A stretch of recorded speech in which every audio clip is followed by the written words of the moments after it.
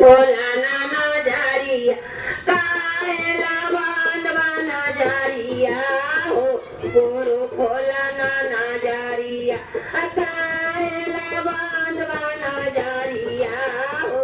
गुरु खोला ना नजरिया हम दया मांगी हमर पति दया मांग हम दया मांगी हमर पति दया मांग अरे काहेला बांधवा नजरिया हो गुरु खोला ना नजरिया काहेला बांधवा नजरिया हो गुरु खोला ना नजरिया खोला ना नजरिया गुरु खोला ना नजरिया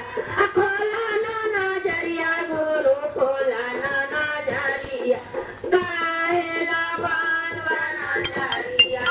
हो गुरु खोला ना नजरिया काहेला बांधवा नजरिया हो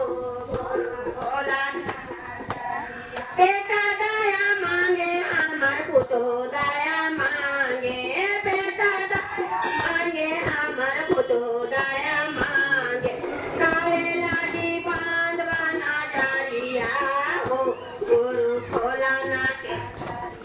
आकार बेटा कौन के नजरिया हो गुरु खोला ना नजरिया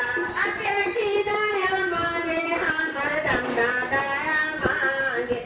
बेटी दया मांगे हमर दंगा दया मांगे अरे कौन दीनाया पनो नजरिया हो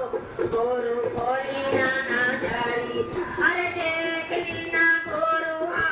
अपन शिष्या हो गुरु खोली ना नजरिया खोली ना नजरिया गुरु खोली ना नजरिया खोली ना नजरिया गुरु खोली ना नजरिया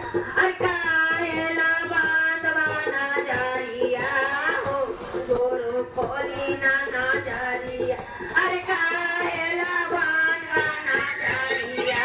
हो गुरु खोली ना नजरिया पहिला में दया मांगब दूसरा में चर्चा पहिला में दया मांगब दूसरा में चर्चा तीसरा में नमः शिवाय प्रणामिया हो गुरु खोली